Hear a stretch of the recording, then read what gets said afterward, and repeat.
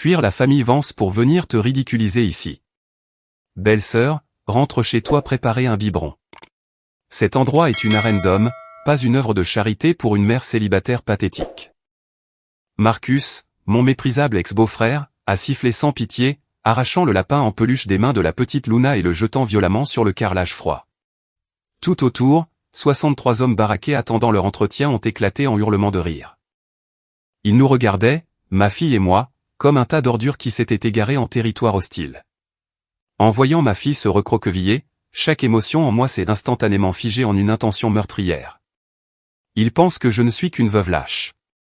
Il a oublié qui je suis. Et exactement 27 secondes plus tard, j'ai fait en sorte que le sourire arrogant de Marcus se fige à jamais sur son visage lorsqu'il en a été le témoin de ses propres yeux. Avant que je vous raconte ce qui s'est passé pendant ces 27 secondes, prenez une seconde pour cliquer sur j'aime et vous abonner à la chaîne.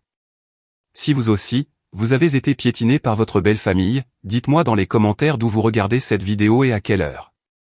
Pour l'instant, préparez-vous à voir comment je leur fais payer le prix de leur arrogance. Le rire de 63 hommes adultes a résonné contre les baies vitrées du hall de Sterling Innovation. Il a rebondi contre les poutres de soutien en acier, aigus et stridents à mes oreilles. Je n'ai pas scié. Je n'ai pas crié. Je ne me suis pas jeté sur Marcus pour lui arracher les yeux comme l'aurait fait une civile. 8 ans dans les services de renseignement de l'armée américaine vous grave une vérité très spécifique et laide dans les os, celui qui montre ses émotions en premier est celui qui meurt. Je me suis accroupi lentement. Le sol en marbre froid mordait à travers les genoux de mon jean délavé. Ma main s'est refermée sur Pépère, le lapin en peluche. Une tache de saleté maculait son oreille gauche. Je l'ai époussetée avec 2 pichenettes précises du pouce et je l'ai remise dans les bras tremblants de Luna. Ses minuscules doigts glacés se sont instantanément agrippés à mes poignets, cherchant la sécurité. J'ai déplacé mon poids, la serrant fermement contre ma jambe. Je suis devenu un mur physique, bloquant complètement sa ligne de vue sur le monstre qui se tenait au-dessus de nous. Puis je me suis relevé. Je n'ai pas regardé les yeux de Marcus. Mon regard s'est verrouillé sur le centre de sa gorge, sur sa pomme d'Adam, la cible biologique la plus vulnérable et la plus exposée du corps humain, le fixant simplement, calculant la pression exacte requise pour l'écraser. Pendant une fraction de seconde, un frisson visible a parcouru l'échine de Marcus. Le rictus sur son visage a tressailli. Il a changé de pied, traînant soudainement ses mocassins en cuir coûteux, mal à l'aise sous le silence de mort de mon regard. Mais c'était un lâche se faisant passer pour un alpha. Il a rapidement tourné la tête vers la foule, riant plus fort, utilisant leur bruit odieux pour masquer la soudaine accélération de son rythme cardiaque. La meute d'hommes autour de nous a commencé à se donner des coups de coude, l'encourageant. Ils étaient serrés dans des costumes de prêt-à-porter bon marché qui tiraient sur leurs biceps surdimensionnés, leurs coups épais, leurs oreilles en chou-fleur. Ils portaient d'épais classeurs en plastique laminé, assez brillants pour aveugler quelqu'un. L'air dans le hall était lourd. Ils sentaient l'eau de Cologne en aérosol bon marché, le café éventé et les stéroïdes. Un ramassis d'amateurs. Je suis resté parfaitement immobile, écoutant leurs voix fortes et retentissantes. Ils se vantaient, échangeant de fausses histoires de guerre sur leur travail de videur dans des boîtes de nuit du centre-ville, jetant des ivrognes mineurs hors de bars miteux ou gardant des stars de télé-réalité de seconde zone sur le tapis rouge. Pour eux, la sécurité signifiait l'intimidation physique. Tout tournait autour de la flexion des muscles, de la posture et des grognements adressés à des gens plus petits qu'eux. Ils m'ont jeté un coup d'œil de côté. Une femme de 60 kilos dans un coupe-vent vert olive délavé, tenant la main d'un enfant. J'étais un chat errant qui s'était aventuré dans un chenil de pitbull. Il n'avait absolument aucune idée du fossé qui sépare un videur de boîte de nuit d'un spécialiste du combat rapproché de premier ordre. Dans le désert, les muscles ne sont qu'une plus grande cible pour les éclats d'obus. C'est de la chair à canon. La conscience situationnelle, l'évaluation de la menace et un cerveau froid et calculateur, voilà ce qui dicte qui finit dans un sac mortuaire noir et qui rentre chez soi en avion. Ces types ne faisaient que jouer à se déguiser. Les lourdes doubles portes de la suite de recrutement se sont ouvertes. Un responsable du recrutement est sorti, un presse-papier à la main, appelant les candidats au massif bureau d'enregistrement en acajou. Marcus n'a pas bougé pour aider. Il s'est appuyé contre le bord du bureau, croisant les bras sur sa poitrine. Il était le directeur de la sécurité par intérim pour Sterling, et il exploitait chaque goutte de ce pouvoir pour m'humilier. Marcus était la marionnette parfaite pour le vieux Arthur Vance, mon ex-beau-père, incompétent, avide et totalement impitoyable. Quand mon mari, David, était en vie, Marcus étouffait sous le poids de sa propre jalousie. David était brillant. Marcus était une déception qui devait acheter sa sortie des affaires de conduite en état d'ivresse. Maintenant que David était parti, enterré sous 2 mètres de terre de Chicago, Marcus déversait tout ce complexe d'infériorité purulent sur moi et Luna. Alors que la file avançait, je suis passé devant lui. Il a délibérément tendu son mocassin en cuir poli, donnant un coup de pied dans le talon éraflé de ma botte. Il s'est penché près de moi. L'odeur de bourbon éventé et de cigares cubains qui émanait de son haleine m'a retourné l'estomac. Il a sifflé entre ses dents, gardant sa voix assez basse pour que le responsable ne l'entende pas. Je vais te le montrer tout de suite, Bat. Une chienne errante portant le nom de ma famille n'a rien à faire dans cette ville. Je me suis arrêté de marcher. Je ne l'ai pas regardé. J'ai simplement tendu la main et j'ai lissé un pli sur mon coupe-vent. Pas un seul tressaillement, pas une contraction de la mâchoire. Mon indifférence totale et glaciale l'a frappé comme un coup physique. Elle a éventré son ego fragile bien plus que n'importe quelle insulte n'aurait pu le faire. Ensuite, ce fut mon tour. Le responsable du recrutement, assis derrière le lourd bureau en chêne, a levé les yeux. Son regard a parcouru ma silhouette, s'arrêtant brièvement sur Luna avant de se poser sur moi avec un mépris brut et sans filtre. « Où est votre CV, Madame Bat ?» Il a tapoté son stylo sur le bois, un sourire condescendant jouant sur ses lèvres. « Nous n'engageons pas de babysité ici. C'est de la sécurité d'entreprise. » Derrière lui, Marcus souriait. Il vibrait pratiquement d'excitation. Il attendait le moment où je fouillerais dans mes poches pour en sortir une pile de photocopies froissées et pathétiques. Il voulait que la foule rie à nouveau. Il voulait que je supplie. J'ai glissé ma main droite dans la poche de mon manteau. Il n'y avait pas de portfolio de 50 pages. Il n'y avait pas de certificat laminé ni de lettres de recommandation élogieuses de propriétaires de club. J'ai sorti un seul morceau de papier blanc impeccable, plié soigneusement en 4. Je l'ai posé sur le bureau et je l'ai lissé avec mon index, le poussant directement sous le nez du responsable. Le papier était entièrement vierge, à l'exception d'une seule ligne de texte écrite à l'encre noire. Juste un numéro de téléphone, et en dessous, une seule phrase, « Appelez ce numéro si vous avez besoin d'une confirmation d'habilitation de niveau militaire. » C'était la ligne directe et cryptée du général 4 étoiles de l'armée, Robert Mitchell, au Pentagone. Marcus voulait jouer à un jeu de pouvoir psychologique. Très bien. J'étais sur le point de retourner l'échiquier. Marcus a fixé le papier blanc plié. Ses doigts épais et poilus tambourinaient contre le bureau en acajou poli. Un lourd soupir théâtral s'est échappé de ses lèvres. Il s'est penché, l'odeur de bourbon éventé et de pastilles à l'amande bon marché me frappant au visage. « Qu'est-ce que c'est que cette merde, belle-sœur » a-t-il ricané. « Tu crois que jouer les mystérieuses va te rapporter un salaire ? Tu nous as donné quoi, le numéro d'une association caritative pour mères célibataires ?» Les montagnes de muscles qui faisaient la queue derrière moi ont ricané. Un son bas et laid. Le recruteur, assis derrière le bureau, a levé les yeux au ciel. Il a tendu la main, ses doigts se crispant pour froisser mon papier et le jeter à la poubelle. Je n'ai pas haussé la voix. Je n'en avais pas besoin. Je prendrais ça au sérieux si j'étais vous. Mon ton était absolument plat. Il a tranché net les ricanements dans le hall. Allez-y, appelez. En supposant que vous ayez le niveau d'habilitation nécessaire ne serait-ce que pour composer le numéro. Ce numéro nécessite un code de sécurité du département de la Défense. La main du recruteur s'est figée en l'air. Ses doigts planaient à 3 cm au-dessus du papier. La pièce est devenue silencieuse. On pouvait entendre le faible bourdonnement du système de ventilation se mettre en marche. Il ne le savait pas, mais derrière ces 10 chiffres se trouvait le poids écrasant d'un général 4 étoiles de l'armée. Ce n'était pas un CV. C'était un avertissement. En regardant le rictus laid et triomphant de Marcus, une vieille blessure déchiquetée s'est rouverte dans ma poitrine. Je me suis soudainement retrouvé au cimetière, à l'enterrement de David. La neige de Chicago était aveuglante cet après-midi-là. Elle fouettait depuis le lac, mordant à travers mon fin manteau noir. Je me tenais seul près du lourd cercueil en chêne. Je me suis mordu l'intérieur de la joue jusqu'à goûter le cuivre chaud et métallique. Je refusais de pleurer. Pas devant eux. Arthur Vance, mon beau-père, le vieux renard impitoyable qui dirigeait leur empire, a marché droit sur moi. La neige crissait sous ses chaussures en cuir italien sur mesure. Pas une seule larme dans ses yeux froids et morts. Il a pointé un doigt ganté et épais droit sur mon visage. Tu ne vaux rien, a-t-il craché, sa voix baissant pour que les autres personnes en deuil ne l'entendent pas. Tu n'as même pas pu garder mon fils en vie. Donne-moi la fille. Tu ne mérites pas de respirer le même air que la famille Vance une seconde de plus. Mes sacrifices pour ce pays ne signifiaient rien pour lui. 8 ans dans la poussière, les insurrections, les déminages d'engins explosifs.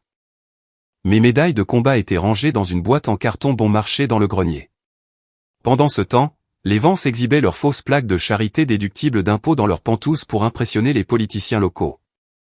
Pour Arthur, les femmes n'étaient que des incubateurs, des actifs utilisés pour produire des héritiers et maintenir sa mainmise sur le pouvoir. Si vous ne pouviez pas être contrôlé, vous étiez détruite. Cet après-midi glacial dans la neige, j'ai appris la leçon la plus dure de ma vie d'adulte. Le sang ne vous protège pas. Le sang ne fait que chercher un point faible pour vous engloutir. Deuxième round.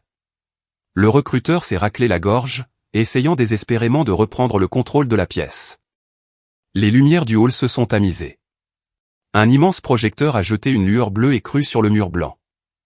Une séquence de sécurité de 90 secondes a commencé à jouer, une simulation d'assassinat dans le hall bondé d'un hôtel. Victor Drago s'est avancé. 115 kilos d'anciens contractuels militaires privés. Une montagne de muscles ambulantes. Il a croisé ses bras massifs, sa respiration lourde et audible dans la pièce silencieuse. Il a regardé l'écran pendant une minute entière, puis a pointé un doigt épais sur le mur, aboyant 4 emplacements évidents d'armes dissimulées. Le recruteur a hoché la tête, griffonnant sur son presse-papier. Bien. Bons emplacements. Suivant. Batte. Je me suis avancé jusqu'à la ligne tracée sur le sol.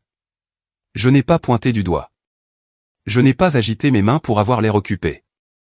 La mémoire musculaire a simplement pris le dessus. Mes yeux ont balayé la foule numérique, découpant la pièce chaotique en grilles tactiques. Cela m'a pris exactement 9 secondes. J'ai croisé les bras sur ma poitrine. J'ai gardé une voix clinique. Froide. Vous avez marqué les 4 zones rouges évidentes, ai-je dit. Mais votre mercenaire a manqué 2 angles morts fatals. Drago a ricané bruyamment, un son humide ailé au fond de sa gorge. Je l'ai ignoré. Regardez derrière le 3e pilier en marbre à gauche. L'angle de la caméra crée une zone morte d'1,20 m. Les ombres sont trop épaisses. C'est une zone de préparation parfaite pour un tireur pour recharger ou changer de veste sans déclencher les détecteurs de mouvement. Le recruteur a froncé les sourcils, plissant les yeux vers l'écran granuleux.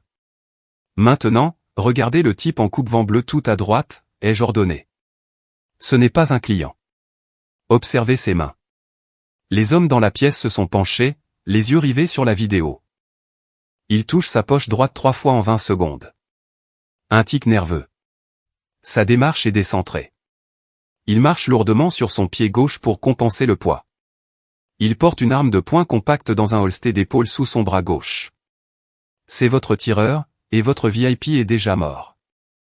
L'air s'est complètement vidé du hall. Aucun des 63 hommes n'osait respirer. Ils me fixaient simplement. La condescendance dans leurs yeux s'est lentement transformée en un choc brut et sans filtre. Quelques-uns des videurs semblaient véritablement effrayés. Ils ont réalisé qu'ils regardaient un fantôme. La mâchoire de Marcus s'est crispée si fort que j'ai cru que ses dents allaient se briser. Son rictus était raide, pratiquement collé à son visage pâle. Il s'est empressé de s'accrocher à sa fragile autorité. Un coup de chance, a-t-il marmonné assez fort pour que la pièce l'entende, juste une pauvre fille désespérée qui a mémorisé un manuel avant d'entrer. Je ne lui ai pas répondu. La vérité n'a pas besoin de crier pour se prouver. J'ai simplement tourné le dos à son visage pathétique. J'ai commencé à marcher vers le coin où Luna était assise tranquillement, serrant son lapin poussiéreux. Mais à ce moment précis, les poils de ma nuque se sont dressés. Pure intuition de combat. Je me suis arrêté. J'ai lentement levé les yeux. Au-dessus du sol du hall, au-delà des immenses poutres d'acier, se trouvait un balcon au 38e étage en verre teinté d'entreprise. Je ne pouvais pas distinguer un visage dans le reflet sombre, mais je l'ai senti. Un regard lourd, tranchant comme un rasoir, me clouant au sol en marbre. Evelyn Sterling, la PDG au cœur de glace. Elle était là-haut, en train d'observer. Marcus pensait détenir les clés de ce royaume, ici, dans la poussière. Il avait totalement tort. La vraie purge était sur le point de commencer. Le tableau des combats pour le test physique s'est affiché sur l'immense écran plat mural. Un faible murmure collectif a parcouru la meute d'hommes. Je n'ai pas eu besoin de chercher longtemps pour voir les sales empreintes de Marcus partout. Il avait personnellement piraté le système de répartition. Mon nom, Sophia Batt, était placé juste à côté de celui de Victor Drago. Une femme de 60 kilos contre un ex-mercenaire de 115. Le plan de Marcus était d'une simplicité affligeante, mais brutale. Il n'essayait pas seulement de me faire échouer. Il voulait que Drago me brise physiquement, qu'il me casse les os, m'humilie devant 63 hommes et me laisse en sang sur le tapis, pour pouvoir ensuite courir se vanter auprès du vieux Arthur Vance. Drago a fait craquer ses doigts. Le son ressemblait à des branches sèches qui se brisent. Il s'est avancé lourdement sur le tapis en caoutchouc noir, roulant ses épaules massives. Il s'est penché au-dessus de la ligne, expirant. Son haleine m'a frappé, une odeur aigre fétide d'ail et de confiance pourrie. « Écoute, maman au foyer », a grogné Drago, un rictus épais et les fendant son visage. « Rends-toi service. Rentre chez toi préparer un biberon. Si le sang coule sur le tapis, le gamin va hurler. » La foule de brutes a hurlé de rire. Il se tapait dans le dos, se nourrissant de la testostérone toxique. Je n'ai pas souri. Je n'ai pas froncé les sourcils. J'ai tendu la main et j'ai ouvert la fermeture éclair de mon coupe-vent olive délavé. Je l'ai plié une fois, avec précision, et je l'ai donné à Luna. J'ai serré sa main fermement. Puis je suis monté sur le tapis. Chaque terminaison nerveuse de mon corps est devenue froide. Le bruit dans la pièce s'est estompé en un bruit de fond sourd et plat. Mon système nerveux central a contourné le lobe frontal et est passé entièrement en mode tué. Soudain, l'atmosphère lourde du hall s'est cristallisée. Les lourdes portes en chaîne à l'arrière de la suite se sont ouvertes. Evelyn Sterling est entrée. La PDG de Sterling Innovation. Elle ne s'est pas annoncée, mais le claquement sec et rythmé de ses talons aiguilles martelant le sol en marbre commandait une autorité absolue. L'air autour d'elle était littéralement glacial, étouffant instantanément les bavardages futiles de la pièce. Les hommes se sont tus. Marcus a paniqué. Il s'est précipité en avant, sa colonne vertébrale se courbant en une posture pathétique et rampante, prêt à lui baiser les pieds. Evelyn ne l'a même pas regardé. Elle a simplement levé un doigt parfaitement manucuré et l'a agité sur le côté, le chassant comme une mouche agaçante. Ses yeux, d'un gris vif et plus froid qu'une lame de rasoir, ont traversé la pièce. Elle n'a pas accordé un seul regard au géant de 115 kilos qui se tenait sur le tapis. Elle m'a regardé directement. C'était une évaluation brute, sans filtre. L'arbitre a sifflé, un son sec et fort. Drago a rugi. Il s'est lancé à travers le tapis, se déplaçant comme un camion poubelle en furie, sans frein. Il n'utilisait pas la technique. Il utilisait la pure force brute, prévoyant de m'écraser sous sa masse dès les 3 premières secondes. Je n'ai pas reculé. La retraite est l'instinct de la proie. Je suis le prédateur. Alors que son bras massif, semblable à un tronc d'arbre, s'abattait sur ma tête, je n'ai pas esquivé. J'ai simplement déplacé mon centre de gravité vers le bord extérieur de mon talon gauche. J'ai pivoté d'exactement 6 degrés. La marge d'erreur se mesurait en millimètres. C'était juste assez. Le poing de Drago n'a rencontré que le vide. Son élan l'a entraîné en avant. Il a trébuché, ses lourdes bottes crissant violemment sur le tapis en caoutchouc. Furieux, il s'est retourné et a lancé un direct sauvage et circulaire. Je l'ai esquivé. 1 seconde. Il a lancé un enchaînement 1-2. Maladroit, lourd du haut du corps. 5 secondes. Il a de nouveau chargé, essayant de me saisir. 15 secondes. Je ne regardais pas ses poings. Les amateurs regardent les mains. Je regardais son sternum, la rotation de ses hanches et l'angle mort de son épaule avant. Je gagnais du temps. J'ai utilisé ces 16 premières secondes pour mesurer sa vitesse d'avancement, cartographier ses angles morts biologiques et collecter des données brutes. Il était trop lent. Son équilibre était totalement compromis car il portait tout son poids dans sa poitrine et ses bras. Ses jambes n'étaient qu'un poids mort essayant de rattraper. À la 17e seconde, mes pupilles se sont contractées. Cible verrouillée. La collecte de données était terminée. Drago a poussé un cri guttural et a chargé pour la 3e fois, jetant tout le poids de son corps dans un plaquage. Cette fois, je n'ai pas pivoté. Je suis entré directement dans sa garde. Je me suis glissé droit dans la zone morte sous son bras droit. Avant que son cerveau ne puisse traiter la proximité, ma main gauche s'est levée, repoussant son avant-bras épais. Ma main droite s'est déplacée comme un étau d'acier, se refermant fermement sur l'articulation de son coude.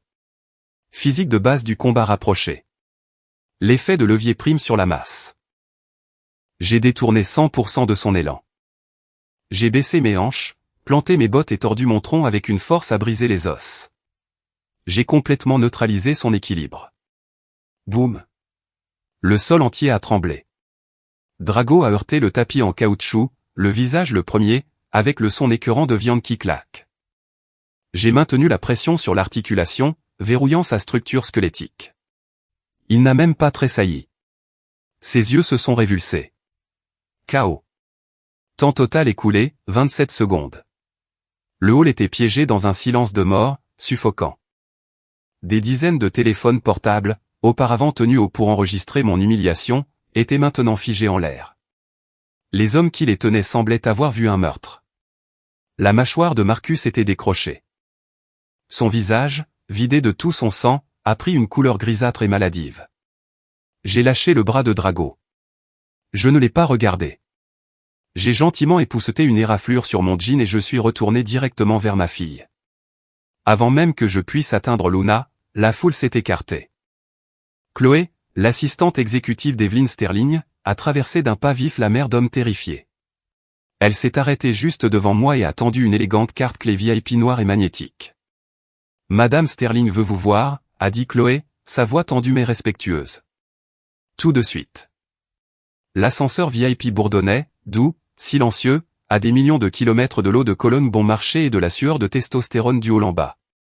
Les portes en acier poli se sont ouvertes sur le 38e étage. La suite exécutive de Sterling Innovation. Ce n'était pas un bureau. C'était une forteresse stérile, en haute altitude. Des baies vitrées du sol au plafond entouraient tout l'étage, surplombant le gris tentaculaire et couvert de l'horizon de Chicago.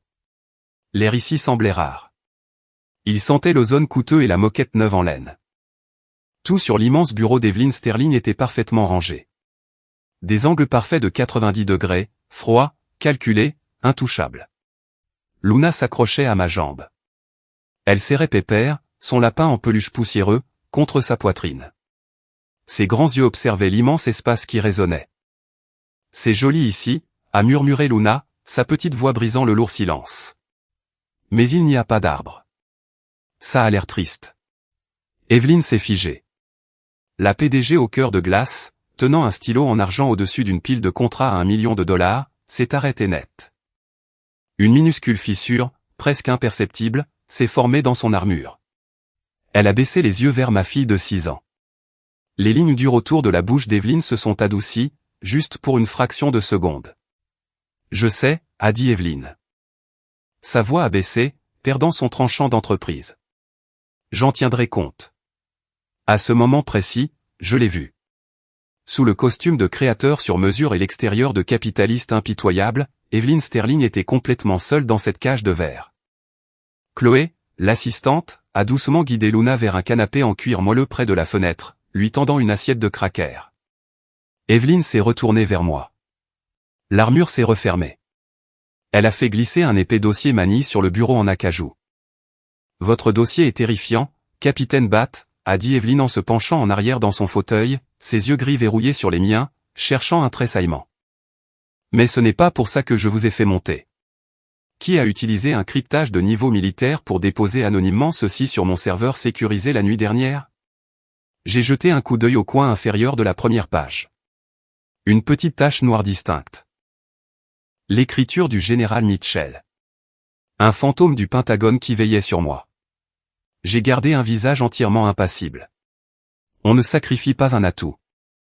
Je ne saurais vous le dire, mademoiselle Sterling, ai-je dit, ma voix absolument plate. Mais je connais ma valeur. Evelyn m'a étudié. C'était une prédatrice dans les salles de conseil, habituée à ce que des hommes lui mentent en face pour obtenir une part de son gâteau. Elle n'a pas trouvé de mensonge sur mon visage. Elle a trouvé un mur de briques. Votre salaire proposé, a-t-elle demandé. Je lui ai donné un chiffre. Je n'ai pas scié. Je n'ai pas traîné les pieds. Je n'ai pas arrondi à la baisse pour être poli ou jouer la mère célibataire reconnaissante. C'était un chiffre lourd. Le taux de conversion exact du marché pour 8 ans de sang, de sable du désert dans les dents, de cicatrices d'engins explosifs improvisés et de maintien en vie de cibles de grande valeur en territoire hostile. Evelyne n'a pas hésité.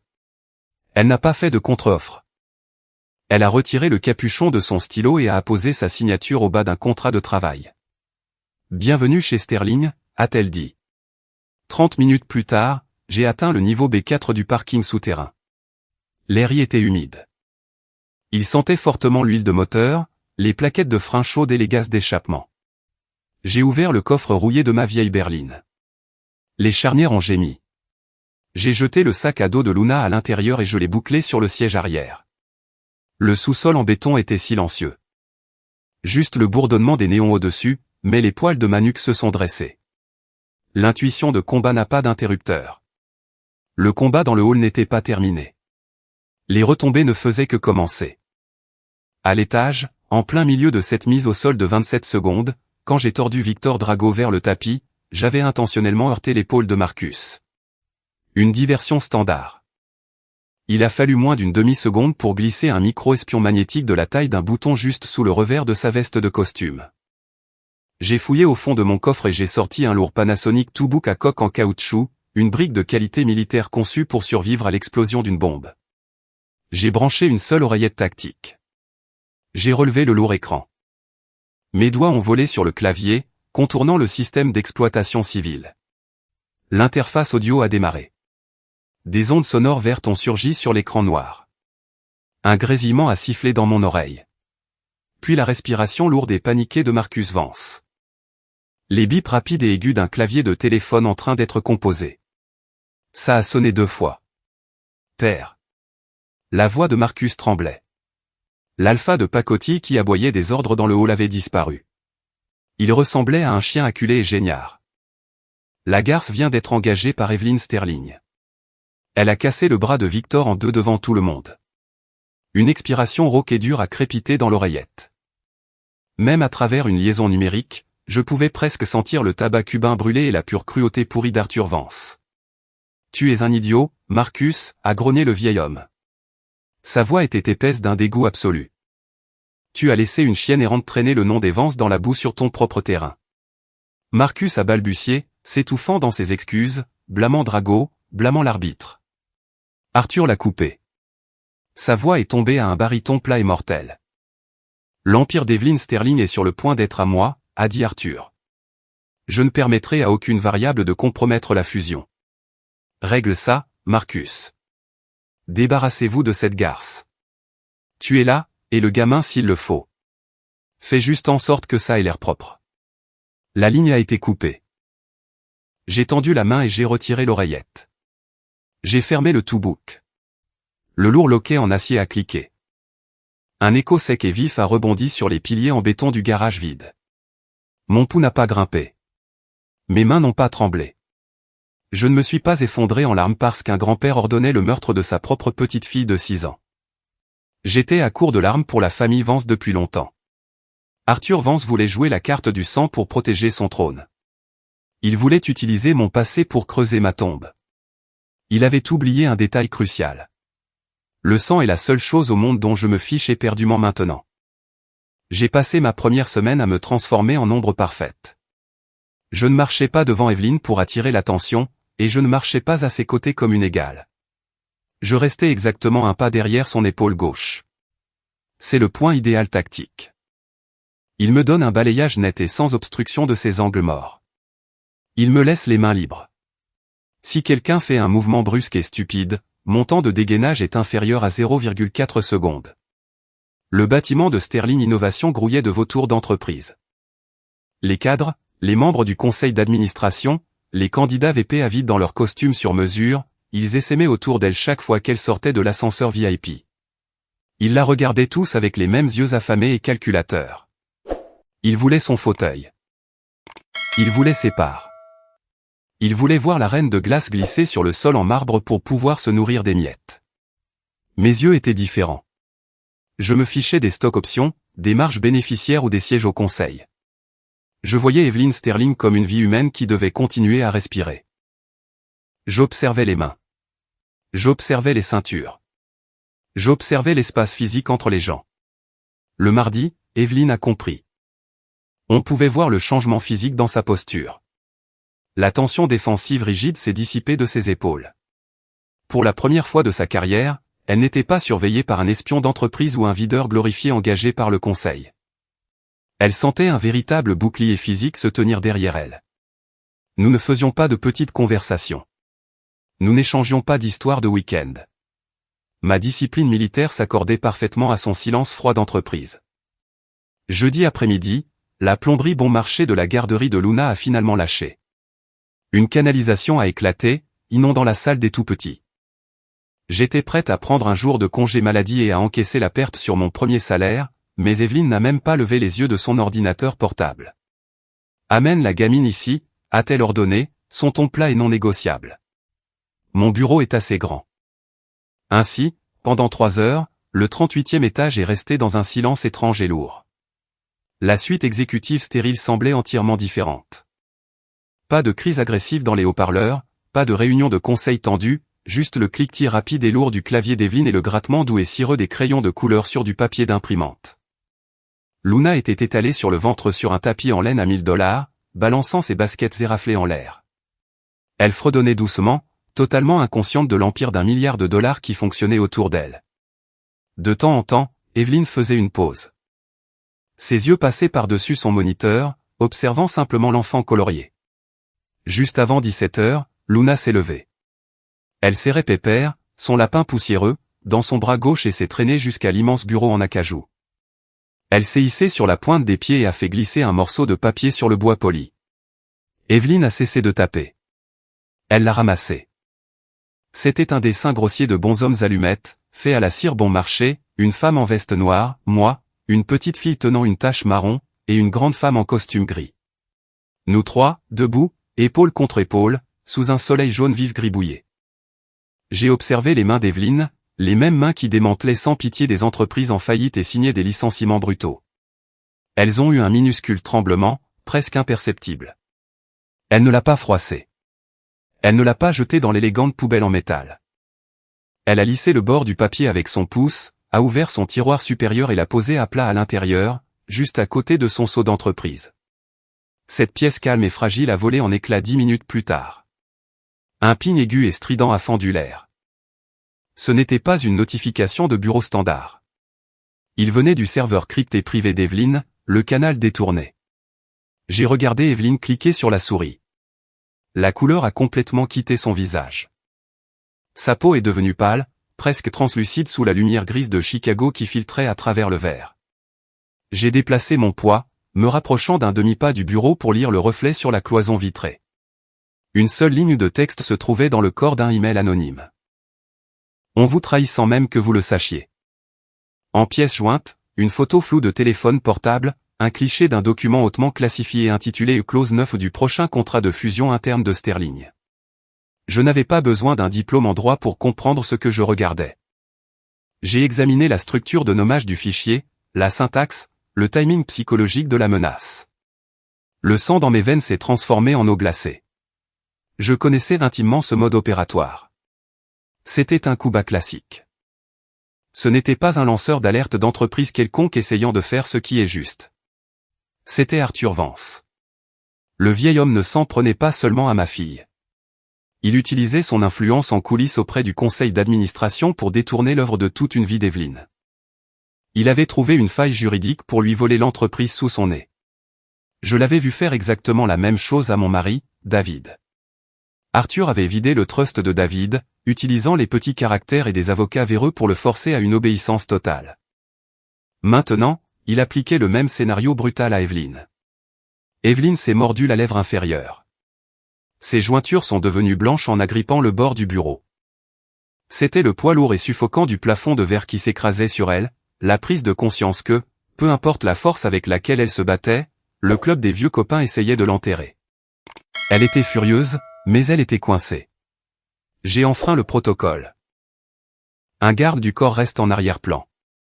Un garde du corps reste silencieux. Je n'ai fait ni l'un ni l'autre.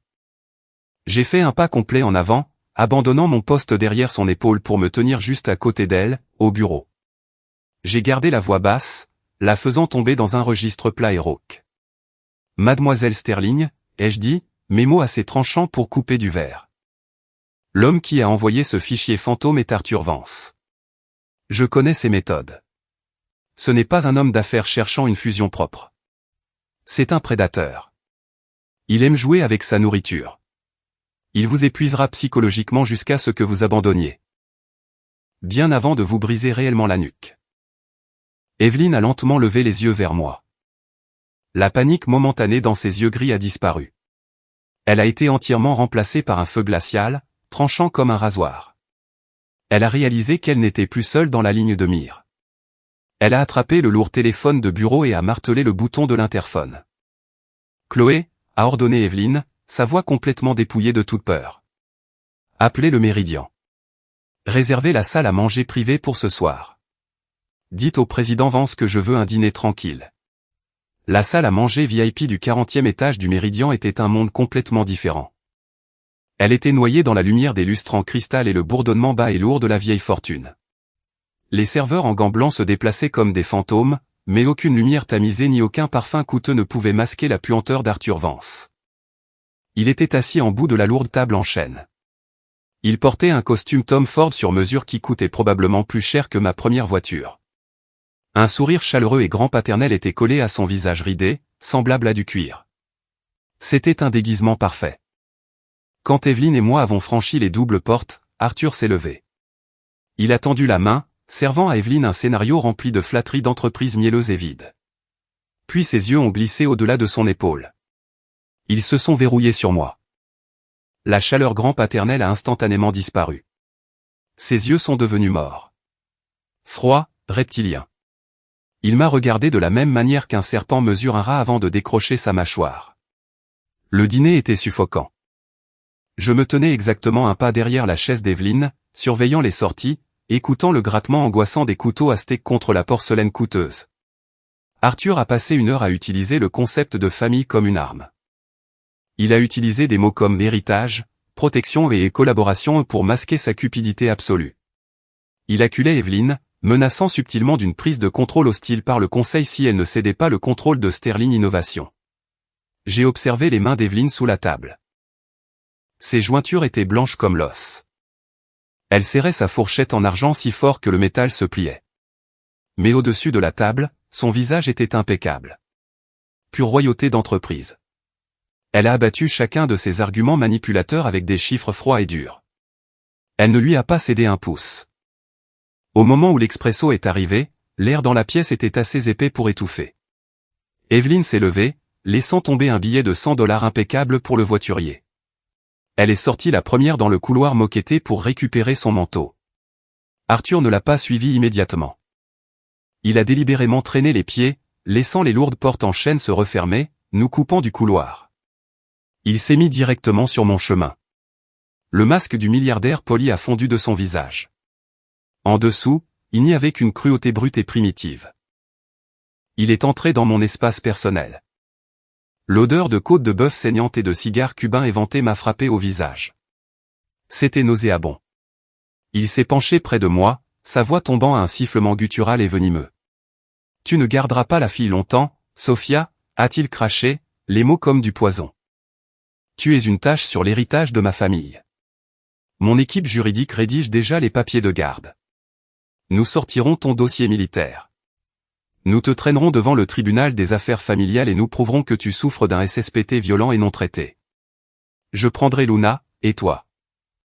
Et cette PDG arrogante là dehors, vous serez toutes les deux à la rue, sans absolument rien. » Il a ricané, un sourire humide et laid. Il pensait que la menace du tribunal familial et l'utilisation de mon traumatisme de combat me mettraient à genoux. Il s'attendait à ce que je panique, que je supplie, que je pleure. Mon rythme cardiaque n'a pas augmenté d'un seul battement. 8 ans de conditionnement psychologique dans le désert. On ne flanche pas quand l'ennemi tente une brèche psychologique. Je n'ai pas reculé. J'ai fait exactement le contraire. J'ai avancé d'un demi-pas. J'ai comblé l'écart physique entre nous si vite que le vieil homme a tressailli, ses chaussures en cuir coûteuses raclant maladroitement contre la moquette. Je l'ai regardé de haut. Mes yeux étaient deux puits de glace morte, fixant à travers son crâne. Je n'ai pas haussé la voix. Je n'en avais pas besoin. J'ai baissé mon ton à un registre lourd et suffocant. Pure méchanceté sans filtre. Allez-y, essayez de toucher à ma fille, Arthur.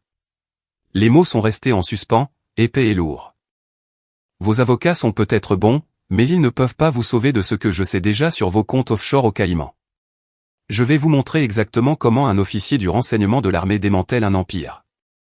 Le rictus laid a disparu du visage d'Arthur. Le sang a complètement quitté ses joues. Une seule veine bleue et épaisse a commencé à pulser violemment contre sa tempe droite.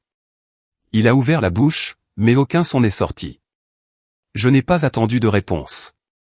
Je lui ai tourné le dos et je suis sorti, laissant cette ordure seule dans le noir. 10 minutes plus tard, nous étions à l'arrière du SUV blindé d'Evelyn. L'air à l'intérieur de l'habitacle était lourd. Les lumières ambrées des rues du centre-ville de Chicago vacillaient sur les traits fatigués et vifs d'Evelyn. Elle regardait par la vitre pare-balles, la mâchoire serrée. Soudain, elle a parlé. Elle n'a pas détourné les yeux de la fenêtre.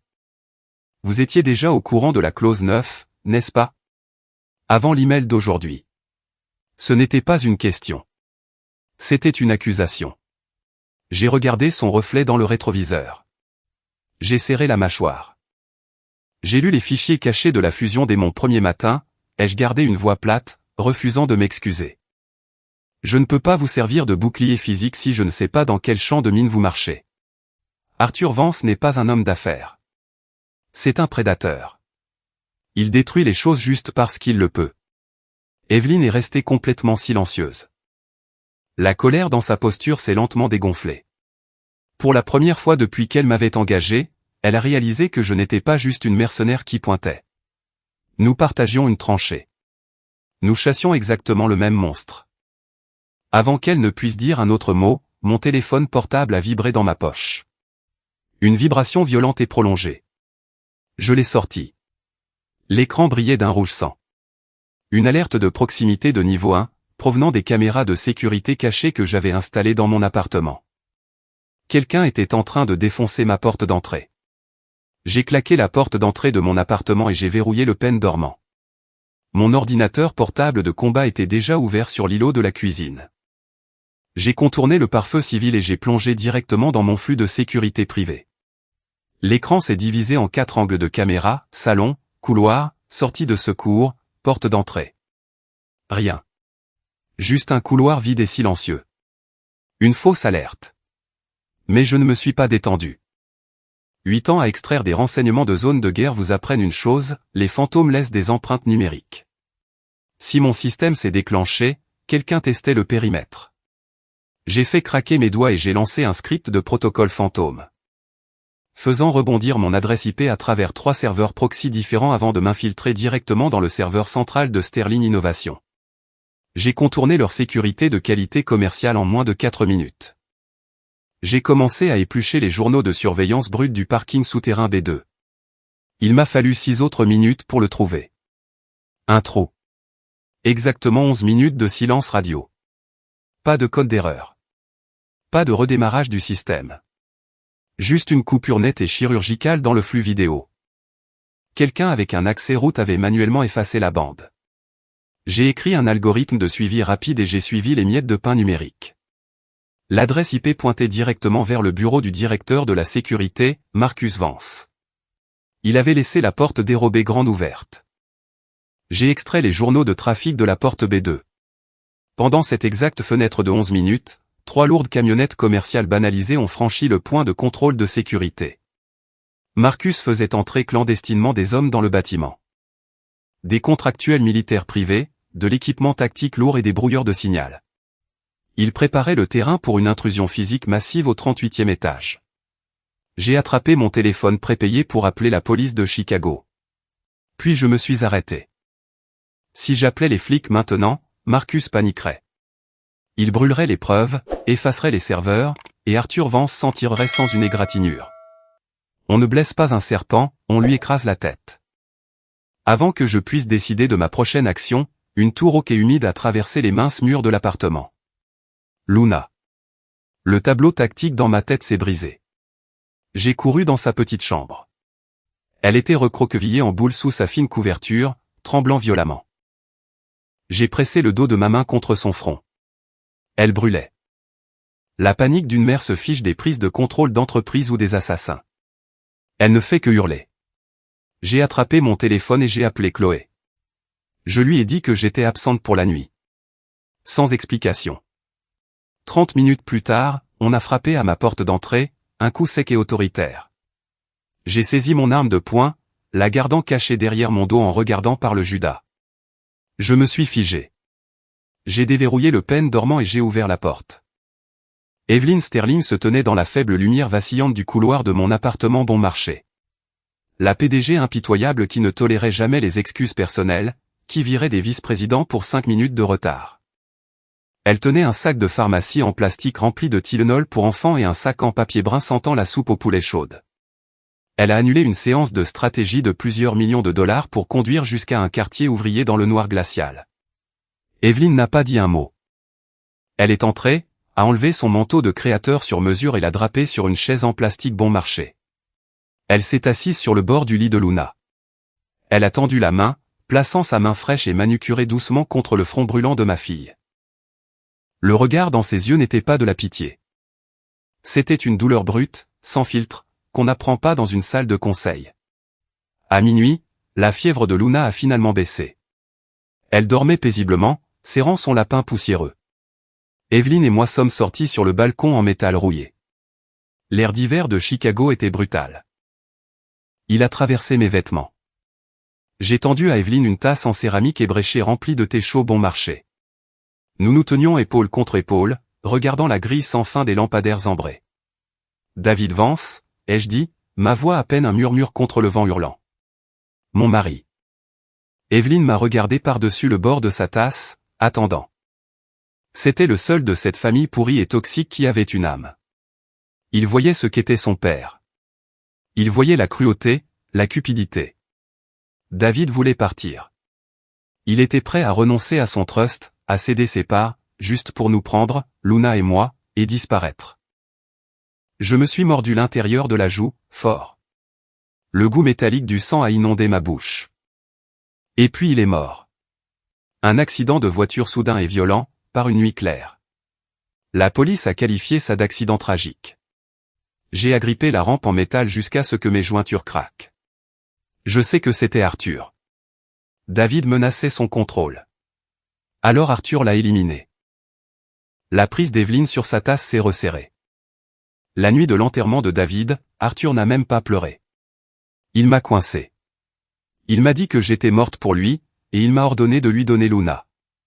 Il voulait la dépouiller et la reconstruire pour en faire sa prochaine machine à faire de l'argent, sans émotion. J'ai baissé les yeux sur la rue sombre et glacée en contrebas.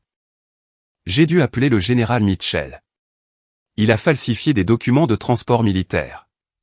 J'ai fait un sac, j'ai pris Luna et j'ai disparu dans la nuit. C'est pour ça que je reste toujours un pas en arrière, Evelyn. Parce que chaque fois que je laisse quelqu'un s'approcher, la famille Vance le détruit. Evelyn a lentement tourné la tasse en céramique dans ses mains.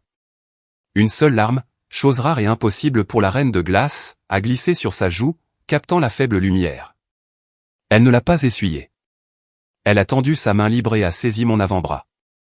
Sa prise était comme un étau d'acier. C'était le lien ultime et tacite entre deux femmes qui avaient été poussées à la limite absolue par le pouvoir sale et impitoyable des hommes. Si vous avez déjà dû couper les ponts avec des membres de votre famille toxique pour protéger vos enfants, cliquez sur j'aime tout de suite. Laissez un commentaire et dites-moi quelle a été la goutte d'eau qui vous a fait partir. Je les lis tous. Et n'oubliez pas de vous abonner pour ne pas manquer la suite. Arthur Vance pense qu'il peut me voler mon entreprise, a dit Evelyn, sa voix tombant à un ton mort et glacial. Il pense qu'il peut voler votre fille. Elle m'a regardé droit dans les yeux. Il pense que nous allons simplement pleurer et négocier. Demain, c'est la réunion d'urgence des actionnaires. Nous n'allons pas négocier, Sophia. Nous allons le faire saigner. J'ai hoché la tête. Un mouvement lent et froid. Le ciel sombre au-dessus de Chicago a finalement commencé à se fissurer, laissant filtrer une aube grise et pâle à l'horizon. Je suis rentré. J'ai sorti une chemise noire impeccable de mon placard. J'ai glissé mes bras dans les manches et je les boutonnais. Puis j'ai fouillé dans mon sac de sport. J'ai sorti mon arme de poing compacte, d'un noir mat. J'ai armé la culasse. Le claquement métallique et sec a résonné sur les murs bon marché de l'appartement. J'ai solidement fixé l'étui sous ma ceinture, le cachant complètement sous le tissu noir. L'attente était terminée. La guerre était officiellement déclarée. 9 heures du matin, mardi. L'air à l'intérieur du bâtiment de Sterling Innovation était complètement suffocant. 2 scènes étaient installées. 2 guerres différentes. En bas, dans la salle du conseil d'administration du rez-de-chaussée, Arthur Vance était assis en bout de la longue table, tel un roi tenant sa cour. Il avait passé les 12 dernières heures à injecter de l'argent sale dans les médias, lançant une campagne de dénigrement massive. Il avait les actionnaires sous pression. Il acculait Evelyn, exigeant qu'elle signe les papiers de démission sur le champ. 38 étages au-dessus de lui, le vrai sang était sur le point de couler. Tout le système de caméras en circuit fermé du dernier étage s'est éteint. Les lumières vertes sur les moniteurs du plafond se sont éteintes. Blackout total. Les lourdes portes en verre de la suite exécutive ont été défoncées. Marcus Vance est entré. Il n'était pas seul. Il avait amené 4 mercenaires de haut vol, avec des gilets tactiques lourds et des armes de poing à silencieux. Marcus n'était pas seulement là pour voler les serveurs de données. Arthur lui avait donné une cible secondaire, Luna, ma fille. Chloé la cachait dans la salle de pause privée au bout du couloir, la porte en acier renforcée bien verrouillée. Marcus et son équipe pensaient entrer dans une suite vide. Ils pensaient que je n'étais qu'une veuve jouant les gardes du corps. Ils ne savaient pas qu'un monstre du renseignement de l'armée se tenait déjà dans le couloir sombre. Ma main droite s'est agrippée à un couteau de combat tactique noir mat. Quand on se bat dans un couloir d'entreprise étroit, il n'y a pas de place pour les arts martiaux tape à accent grave l'œil. Il n'y a pas de chorégraphie de film. C'est juste de la survie brute et laide. Les 4 mercenaires se sont déployés, sécurisant le coin. Je ne les ai pas attendus pour me repérer. Je suis devenu une machine. J'ai explosé hors de l'ombre. Le premier de la colonne a atteint son holster. Je ne l'ai pas laissé dégainer. J'ai lancé un coup de pied avant puissant, directement dans sa rotule gauche. Un craquement écœurant a résonné sur les murs. Sa jambe s'est pliée en arrière à un angle complètement contre nature. Il est tombé au sol en hurlant. Le deuxième s'est retourné, balançant son fusil. J'ai esquivé sous le canon, je suis entré dans sa garde et j'ai porté un violent coup de coude ascendant, droit dans sa gorge. Sa pomme d'Adam a craqué. Il est tombé comme un sac de béton, écumant de la bouche. Les 2 derniers se sont précipités sur moi en même temps. L'un d'eux a sorti une lame dentelée. Il s'est jeté en avant. J'ai tordu mon torse, mais le couloir était trop étroit. L'acier a tranché une profonde entaille de 8 cm sur mon biceps gauche. Du sang chaud a instantanément imbibé la manche de ma chemise noire. La douleur ne m'a pas fait peur. Elle ne m'a pas ralenti. Elle a basculé un interrupteur dans mon cerveau que les civils n'ont pas. Elle a activé une pure et froide intention de tuer. J'ai attrapé son poignet avec mon bras ensanglanté, le tordant vers l'extérieur jusqu'à ce que l'articulation saute.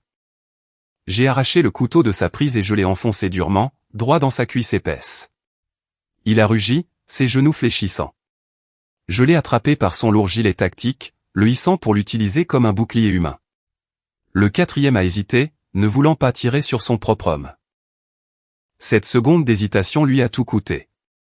J'ai poussé le mercenaire en sang en avant, le déséquilibrant. Alors que le 4e reculait pour éviter la collision, je me suis détaché du mur et j'ai lancé un coup de pied retourné. Ma botte a connecté en plein centre de sa poitrine. Il a volé en arrière. Crash! Il a traversé la lourde cloison vitrée d'un bureau d'angle, atterrissant dans un tas de verres d'entreprise brisés et déchiquetés. 4 tueurs hautement entraînés, neutralisés. Temps total écoulé, 40 secondes. Je me tenais dans le couloir, la poitrine haletante. L'odeur métallique et lourde du sang frais a instantanément submergé l'odeur de la moquette de bureau coûteuse. Le sang coulait de mon bras, s'accumulant sur le sol. J'ai tendu une main stable et j'ai appuyé sur le bouton de communication épinglé à mon col. 38e étage sécurisé, ai-je dit dans le micro. 38 étages plus bas, Evelyn Sterling a entendu ma voix crépiter dans son oreillette cachée. Elle n'a pas tressailli. Elle s'est levée. La PDG défensive et acculée avait disparu. Elle se tenait en bout de la table de la salle du conseil, ressemblant à une véritable déesse de la guerre. Elle a fouillé dans son élégant sac de créateur et en a sorti une énorme pile de dossiers manille, de 5 cm d'épaisseur. Elle a claqué la pile sur la table. Vlan. Le bruit sourd a résonné dans la salle, juste devant le visage du vieux Arthur Vance. La clause 9 est officiellement nulle et non avenue, a déclaré Evelyn, sa voix résonnant, vive et létale. Ce que vous regardez, c'est la preuve physique de fraude d'entreprise, de blanchiment d'argent transnational et de corruption fédérale commis par le conglomérat Vance. Le visage suffisant et ridé d'Arthur s'est figé. Le général Robert Mitchell m'a aidé à soumettre ce dossier entier à la division cyber du FBI tard hier soir, a ajouté Evelyn, ses yeux brûlant des trous dans le vieil homme. Les mains d'Arthur se sont mises à trembler. Il a frénétiquement ouvert le premier dossier, lisant les registres financiers indéniables et non censurés, ses comptes offshore au Caïman, ses sociétés écrans, tout y était. Juste à point, le hurlement perçant et chaotique des sirènes de police a envahi la rue à l'extérieur du bâtiment de Sterling Innovation. Des gyrophares rouges et bleus ont clignoté agressivement à travers les fenêtres de la salle du conseil. Les jambes d'Arthur ont cédé. Il s'est effondré lourdement dans son fauteuil en cuir, son visage prenant la couleur de la cendre humide. L'Empire Vance était mort, exécuté en direct à la télévision d'entreprise. Le théâtre juridique était terminé. Mais à l'étage, le cauchemar physique n'était pas fini. J'ai enjambé les corps gémissants dans le couloir. J'ai commencé à marcher vers la salle de pause pour récupérer Luna. Un craquement sec de verre brisé m'a arrêté. Marcus Vance est sorti de la salle des serveurs. Il tenait un lourd Glock 19 noir. Il pointait le canon droit sur ma tête. Ses yeux étaient complètement fous, maniaques. Il avait une tablette dans sa main gauche. Il avait regardé le direct de la salle du conseil. Il venait de voir son père, tout son héritage, être complètement anéanti. Son esprit avait complètement lâché. « Tu te crois si maligne, Sophia » a hurlé Marcus, sa voix se brisant, des postillons volant de ses lèvres. « Tu crois que tu as gagné, mais un coup de pied circulaire n'est pas plus rapide qu'une balle à pointe creuse. » Je suis resté parfaitement immobile. Le sang continuait de couler de mon biceps, glissant entre mes phalanges. « Amène la gamine ici tout de suite » a rugi Marcus, agitant l'arme frénétiquement.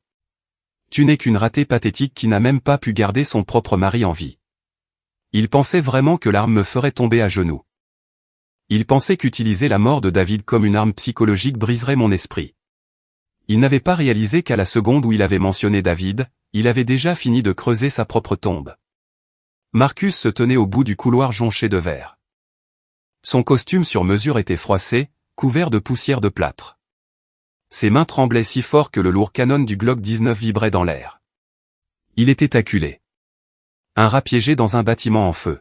« Tu crois que tu as gagné » a hurlé Marcus. Sa voix était aiguë et hystérique. Des postillons volaient de ses lèvres, atterrissant sur le verre brisé qui recouvrait le sol. Il a commencé à faire les 100 pas, pointant l'arme sur moi, puis sur l'ascenseur, puis de nouveau sur moi. Manipulation classique. Narcissique classique perdant la tête lorsque l'illusion du contrôle s'évapore. « Tu as tout détruit » a-t-il rugi, les yeux écarquillés et fous. « Tu as apporté ce malheur dans notre maison. David est mort à cause de toi.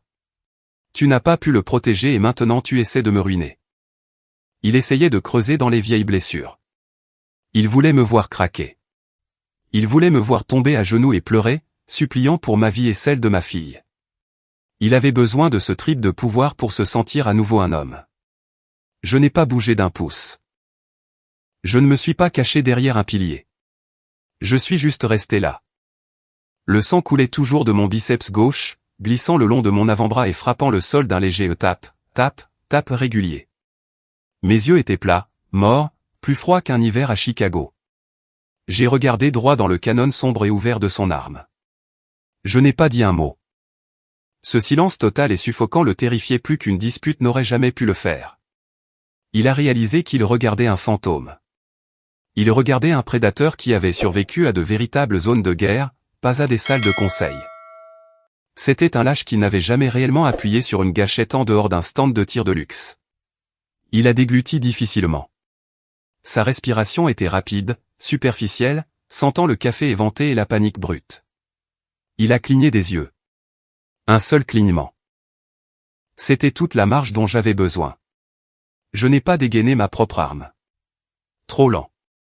J'ai projeté mon bras droit en avant, lançant mon téléphone portable à coque en caoutchouc comme une balle rapide, droit sur son visage. Marcus a tressailli. Pur réflexe. Il a reculé la tête, faisant un demi-pas maladroit en arrière, son doigt se resserrant sur la gâchette une fraction de seconde trop tard. Bang! La balle s'est perdue, faisant un énorme trou dans le plafond acoustique au-dessus de ma tête. Avant même que la douille ne touche le sol, j'étais déjà dans sa garde. Je me suis déplacé comme une ombre. Ma main gauche, celle qui saignait, a frappé durement son avant-bras, déviant violemment le canon du Glock de ma poitrine. Ma main droite s'est projetée en avant comme un piège d'acier, se verrouillant complètement sur son poignet épais et tremblant. Je n'ai pas hésité. J'ai canalisé 8 ans de rage refoulée, chaque insulte, chaque menace, en une manipulation articulaire brutale et parfaite. J'ai pivoté sur mes hanches, ancré mes bottes au sol et tordu son poignet contre l'axe naturel de l'articulation de toutes mes forces. Crac! Le son était barbare. Un craquement sec et écœurant d'un os lourd se brisant en deux. Marcus a poussé un cri aigu et angoissant. Il a résonné dans le couloir sanglant.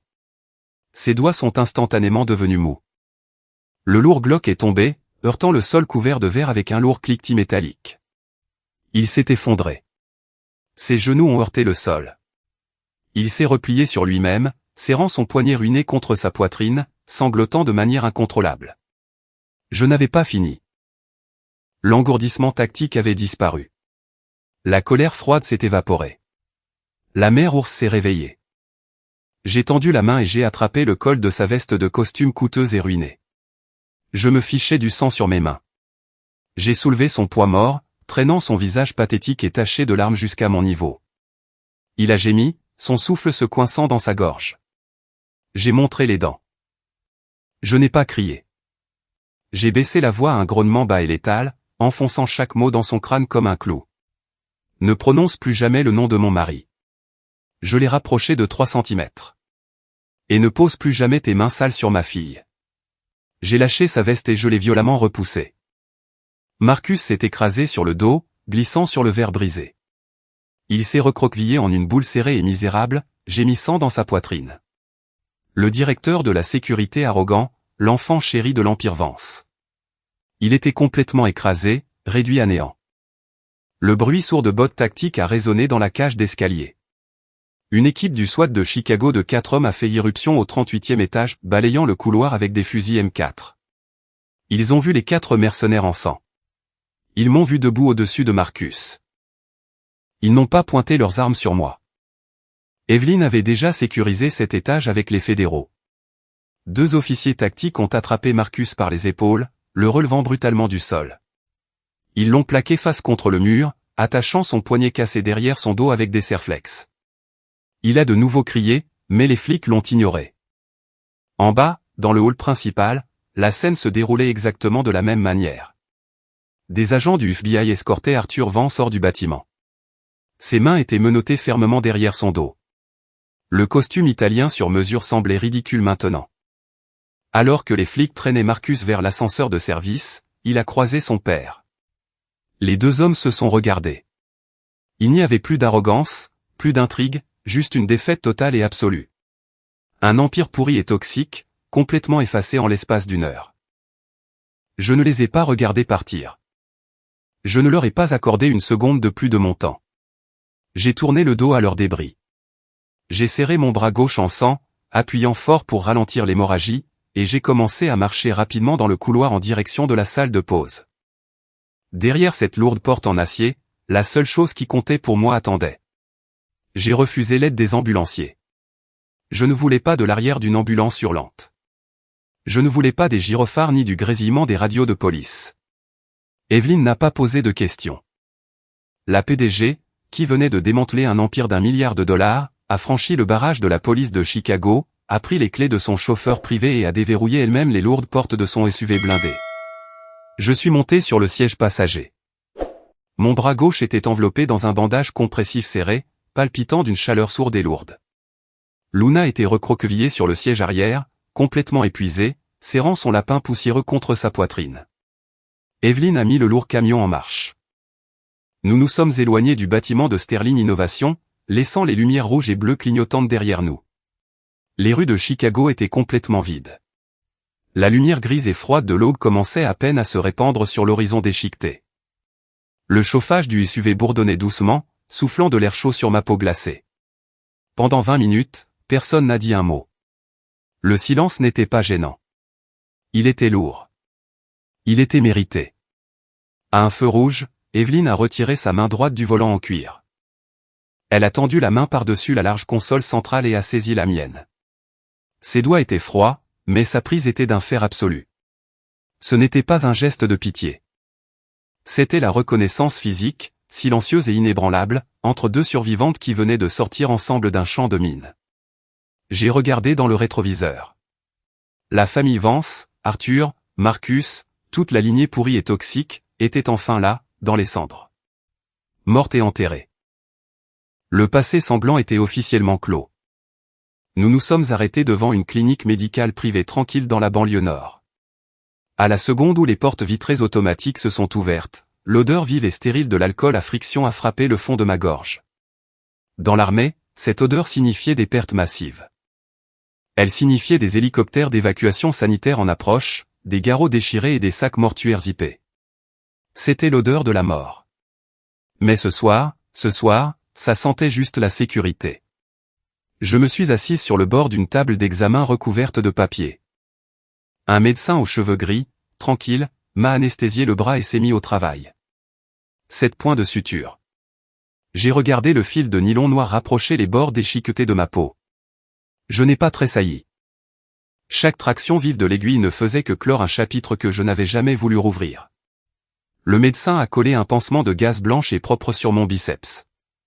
J'ai retroussé la manche de ma chemise noire, je l'ai boutonnée et je suis sorti dans la salle d'attente. Mes lourdes bottes se sont arrêtées net sur le linoléum bon marché. La vue devant moi m'a serré la poitrine si fort que j'ai oublié comment respirer. Ce n'était pas de la douleur.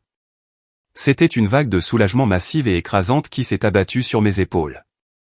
Luna dormait profondément. Elle était recroquevillée sur les vilaines chaises en vinyle de la salle d'attente. Sa tête reposait en plein centre des genoux d'Evelyne Sterling. La reine de glace impitoyable du monde de l'entreprise était assise, parfaitement immobile. Elle avait enlevé son manteau en cachemire gris sur mesure à $1000 et l'avait doucement drapé sur les épaules de ma fille, rentrant les lourds bords en laine sous les bras de Luna pour la protéger du courant d'air froid. Evelyne caressait lentement et doucement les cheveux de Luna. L'expression sur son visage était d'une tendresse pure, sans défense. On aurait dit une seconde mère. Mes bottes ont éraflé le sol. Evelyne a levé les yeux. Elle a souri. Pas le rictus vif et prédateur qu'elle utilisait pour abattre les membres du conseil arrogant. C'était un vrai sourire, épuisé, sincèrement beau. Elle m'a montré le dessin avant de s'endormir, a murmuré Evelyne, gardant la voix basse pour que l'enfant ne se réveille pas. Evelyne a utilisé sa main libre pour fouiller dans la poche de son costume. Elle a sorti un morceau de papier plié en 4 et l'a tenu sous la lumière crue des néons.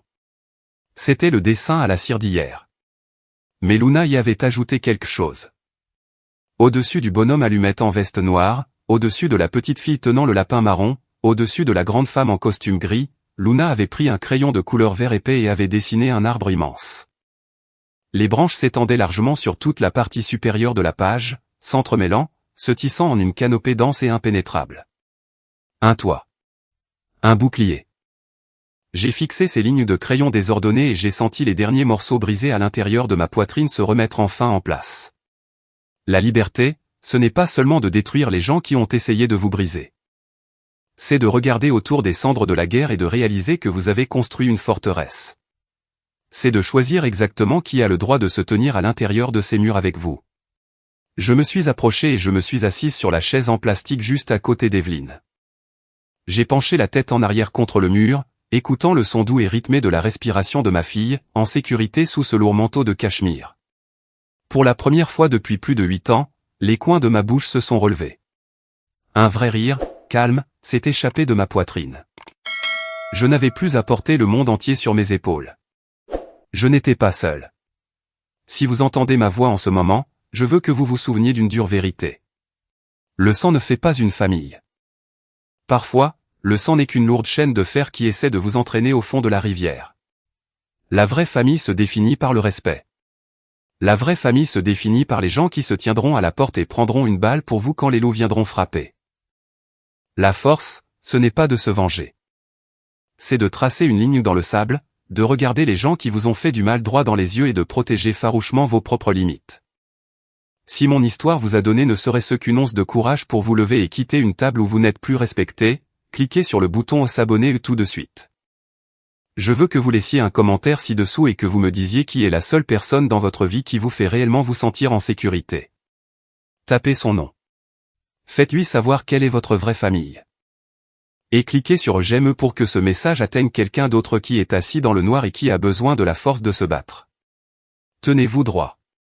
Redressez les épaules. Vous méritez d'être protégé.